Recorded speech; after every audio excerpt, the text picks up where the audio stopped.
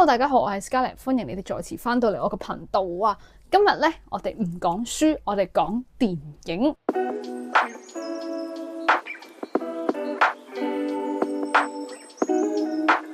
咁你見到我係 in the middle of 化緊妝啦，因為我其實有少少趕時間嘅，我要盡快出門口。咁但係咧，我又覺得如果我今日唔拍呢條片咧，我就應該呢一世都唔會拍噶啦。咁所以我就決定一路化妝一路拍片 ，multitask。2024年年尾嘅時候，我就喺香港跟咗4組一套港日合拍嘅動作片啦。咁嗰一套咧就係 Jeffrey 主演嘅，近排上映緊嘅《殺手4號》啦。咁其實佢未上映之前咧，MM2 係有做過一個即係工作人員嘅內部放映嘅。咁但係因為當時我就拍緊另一樣嘢啦，咁我就唔得閒攞唔到假，咁所以我就冇去到啦。咁但係冇理由冇去到就唔睇自己做過嘅嘢噶嘛。咁我就自費自己揞荷包去咗睇咗一次《殺手4號》呢一部戲。咁睇完之後咧，我就喺網上邊喺 Thread 度就 post 咗一條短片啦。咁就係講即係我點睇《殺手4號》呢一部戲咁樣啦。咁嗰一條片咧，好不幸地唔知點解咧就會飄咗出公海，咁就俾一啲唔 suppose 係我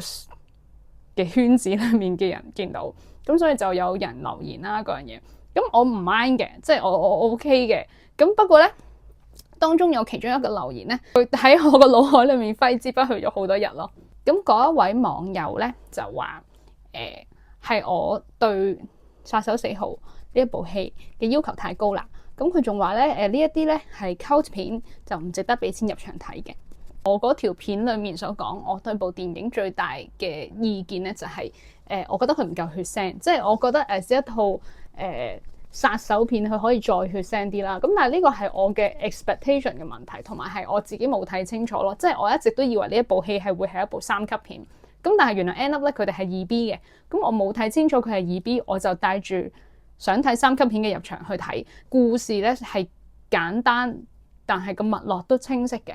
即係佢故事冇問題。咁佢又點會唔值得俾錢咧？同埋你喺一個已經俾咗錢入場嘅人嘅影評樓下去講話呢一套戲唔值得俾錢入場睇，咁你係咪即係 somehow like call me stupid 咁樣？即係我就覺得好似有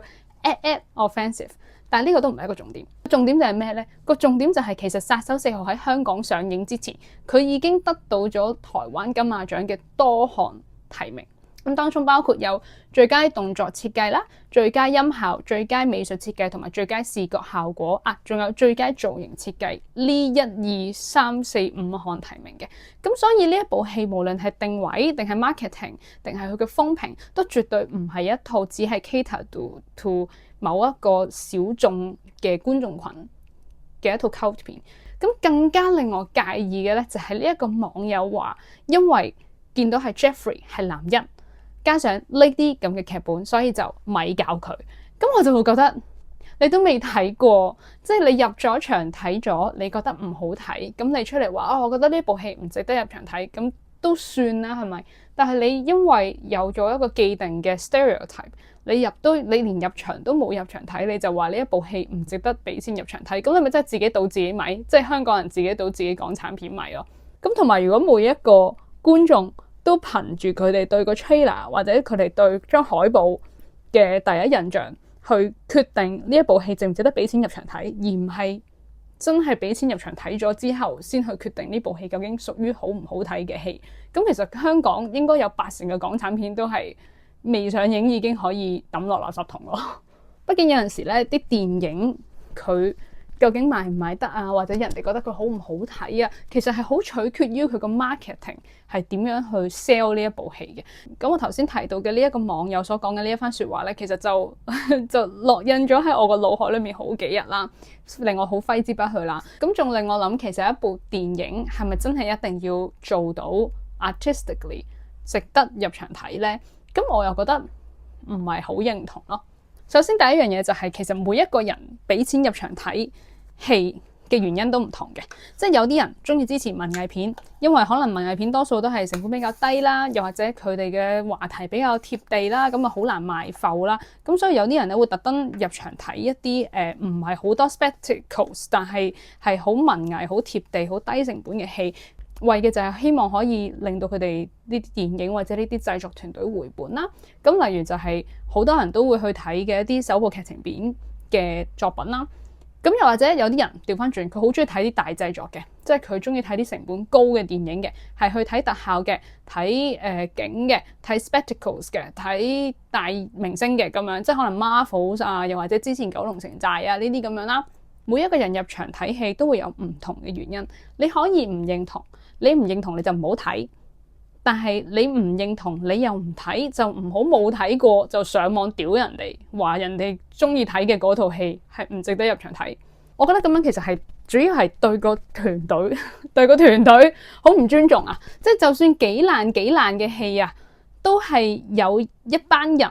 有俾心機、有出勞力去砌一嚿嘢出嚟噶嘛。咁如果你睇都冇睇過就話人哋唔值得入場睇嘅，咁其實係咪對人哋嘅付出好唔尊重呢？咁仲有就係其實一套電影擺得上電影院，除咗係有導演想講嘅故事、觀眾想睇嘅元素，同埋電影公司想賺嘅嗰啲錢之外，咁其實一部電影、一個影視作品最重要嗰個 point 係咪其實就係娛樂性呢？我記得我讀電影學院嘅時候咧，老師都會成日都會話你呢一個劇本想講啲咩道理俾觀眾聽啊？你呢個故事嘅主題係啲乜嘢啊？咁樣咁而我通常咧都係答唔到嘅，因為其實衰啲講，我到而家為止我都只係做咗30年人啫嘛。咁我只係一個10歲嘅大人，咁其實我有咩資格去講啲咩道理俾所謂嘅觀眾聽呢？咁淨係講電影學院呢一筆啦，我就會覺得一個教人拍戲嘅地方，其實係咪應該先教咗學生點樣可以公公正正咁講完一個 story， 跟住先至去教我哋點樣去用我哋嘅作品、用我哋藝術去感染個世界或者感染觀眾呢？而唔係所謂嘅你嘅作品一定要有主題，一定要有想講嘅嘢，咁先至為之 art。咁我係唔認同嘅，即係我覺得藝術呢一樣嘢，佢存在嘅意義就係佢存在咯。我有陣時都會覺得而家呢個年代係太多人為咗想講一啲道理，而去用 story 將呢個道理包裝，跟住再用電影或者影視作品去將呢一個佢哋想講嘅嘢 present 出嚟，變咗好容易就會偏離咗嗰樣嘢，即係你拍呢條片嘅目的係為咗說教，而唔係為咗講呢一個 story。越嚟越多人想拍嘢係因為佢覺得係正常嘅途徑，佢哋有冤無路訴，而唔係因為佢哋想拍嘢所以去拍嘢。就正如我偶像偉大嘅 Stephen King 話齋，其實我哋 as 一個 storyteller 咧，我哋唔需要憑空創作一個故事嘅，而係呢個世界上有某一啲 stories， 佢自自然然就會冥冥中揾到一個佢哋需要被講出嚟嘅時機，一個契機，一個機遇。我哋作為 storytellers 咧，我哋嘅責任咧就係去講好呢一個故事。咁至於觀眾睇完嗰本書、睇完嗰條片、睇完嗰部戲之後，佢哋帶咗啲咩走咧？其實就唔係我哋嘅 responsibility 嚟噶啦。咁如果拍片嘅人喺拍嘅時候已經帶住一啲情緒、一啲偏見、一啲想說教嘅心思去拍佢哋嘅作品，咁其實就算拍出嚟嘅嘢係 visually 係好嘅，係 artistically 係好嘅都好，咁你個 story 係咪真係完整咧？你係咪真係知道自己講緊一個點樣嘅故事咧？咁你個 product 又真係會好 entertaining 咩？咁調翻轉咁講啦，as 一個觀眾，你未入場已經帶住一啲偏見，已經帶住一啲情緒，帶住一個我好希望可以睇呢一部戲可以得到某一啲嘢嘅心態去睇，咁其實你 immerse 唔到落去個故事㗎。咁你睇嗰部戲，你點都唔會被 entertain 到㗎。咁就算嗰部戲拍得好都好，你 as 一個觀眾，你都係會失去咗睇呢一套戲嘅初心咯。因為我唔知啦嚇，但係反正我睇戲，我嘅初心就係我就係想睇一部戲咯，我就係想睇一個公公正正嘅 story 啫。有人打俾我 ，sorry。咁我哋講翻港產片啦，港產片有一樣嘢我係覺得好強大嘅，就係控制成本呢一樣嘢。通常咧，港產片咧都係有辦法咧，嗰啲戲好低成本，但係都拍得好睇，好睇得嚟咧又唔會好揮霍啦。咁其實個 point 就係因為港產片係 entertaining 啊嘛，即係港產片拍得好，但係又唔揮霍嘅原因就係因為佢哋捉到嗰個路，就係點樣可以令到嗰套戲係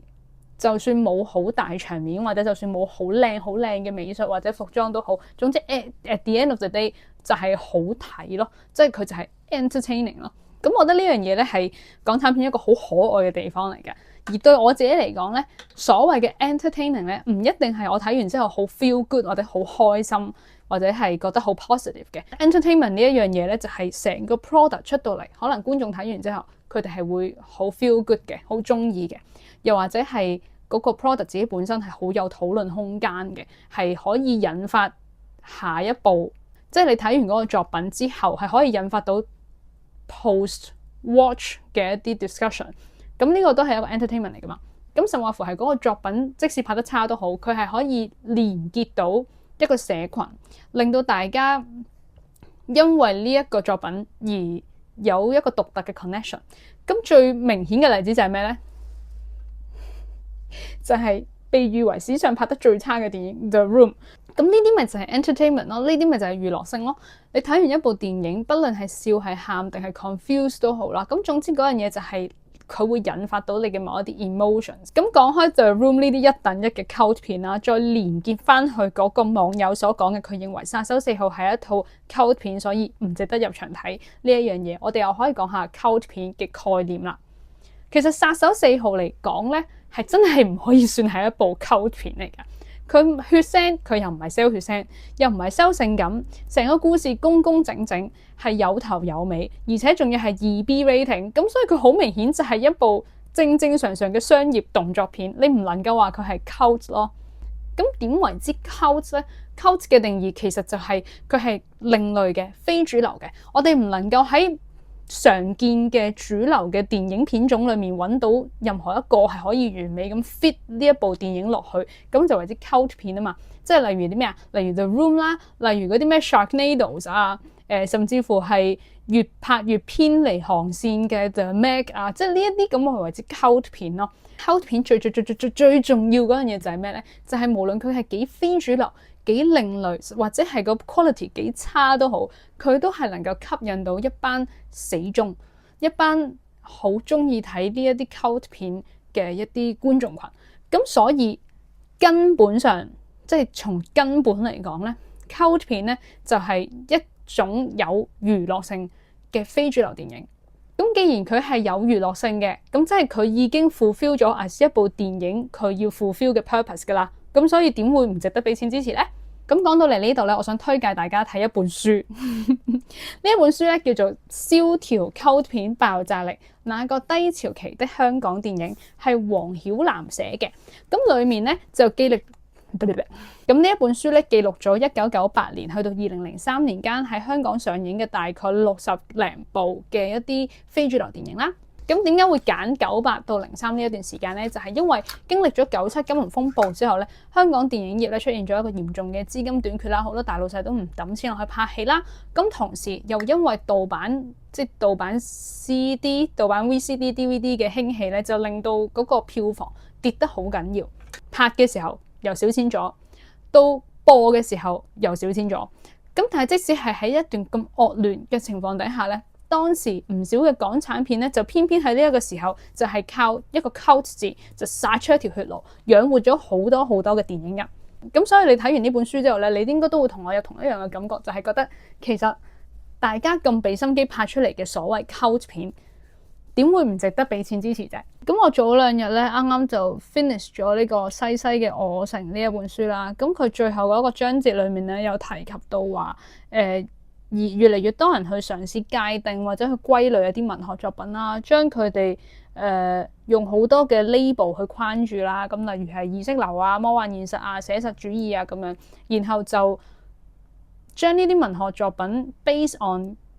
讀者擺上去嘅框架去講佢哋寫得好唔好。咁但係其實寫字嘅人可能都冇諗咁多嘢㗎。咁點解睇嘅人要強加呢啲 label 上去一個作品呢？咁尤其是係而家呢個網絡年代啦，即係任何人都可以係判官啦，大家都可以識好多嘢啦，有唔同嘅意見啦，會將自己認為嘅嘢鎖上去呢啲影視作品上邊啦，跟住就強行去界定呢一部電影嘅定位應該係啲乜嘢？呢部電影值唔值得入場？睇，值唔值得俾錢，值唔值得支持咁樣。咁但係有陣時我都會覺得，其實電影係一個商業嘅產品，佢最大嘅作用就係提供娛樂。咁講到個故事又 visually 係好睇嘅，其實 who cares 佢 cult 唔 cult 啫，who cares 佢背後有冇嘢想講啫。我就純粹係覺得佢係一部商業嘅動作片，或者係一部電影，佢都係提供娛樂啫。咁佢提供到娛樂咁咪得咯。雖然咧我都知道咁樣講係好難聽嘅，但係有陣時我哋講話啊要支持港產片，其實係真係要俾錢支持嘅。即係我唔係話所有港產片都一定要入場睇啦，因為我自己都有唔入場睇某啲港產片嘅理由嘅。咁例如係《年少日記》，我到而家我都未睇過《年少日記》，原因就係因為我知道呢一個題材咧係對我嚟講咧係會 trigger 到嘅，即係佢某啲畫面咧係會令到我嘅心理係有負面嘅影響。咁但係喺我能力或者喺我嘅心理狀態能夠afford到嘅情況底下咧，我都係盡可能都希望可以入場睇港產片咯。嗱，咁調翻轉，我之前同朋友睇咗《久別重逢》，咁上年亦都睇咗《記了一整個春天》。其實兩套咧我都覺得唔係特別好睇嘅，即係我會覺得佢係畫面係靚嘅，但係就 vibes 多過 plot 咯。咁如果係一個 storytelling 嘅角度，咁其實我係覺得佢哋唔算做得特別好。咁但係我唔會上網叫人唔好入場睇，我唔會話佢呢兩部係唔值得俾錢睇嘅電影咯。因為個原因好簡單，就係我係一個香港人，或者再 specific 啲，我係一個喺香港工作嘅影視工作者，我唔會同港產片唱反調咯。我仲會俾錢入場睇港產，其實最大嘅原因就係因為我仲想有人繼續拍港產啊嘛。咁仲有一樣嘢就係，其實無論個市場有幾多個唔同嘅片種都好啦，at the end of the day 都係嗰幾個大嘅 studios 嚟嘅啫。咁所以當我哋俾錢入場睇戲，又或者用一啲付費嘅串流平台去睇港產片，其實我哋唔係淨係用票房、用收視去支持製作團隊，而係話俾呢啲 studios 聽，你繼續拍港產就會繼續有人俾錢入場睇港產。好，化完啦個妝已經冇啊，今日冇搽眼影，淨係加咗個唇膏同埋 mascara 咁就算啦。今次呢條片咧，其實就係比較短嘅，亦都比較 emotional， 或者可能我講嘢比平時係快咗好多啦。咁但係有陣時咧，有啲說話咧，我實在係不吐不快嘅，咁所以就決定要拍一條短短地嘅片同大家分享下啦。咁係咯。支持港產片，你有咩任何意見，你都可以喺樓下留言區話俾我知。最緊要就係要 like 啦、subscribe 啦。咁我哋冇咩嘅話，我哋下次再見啦，拜。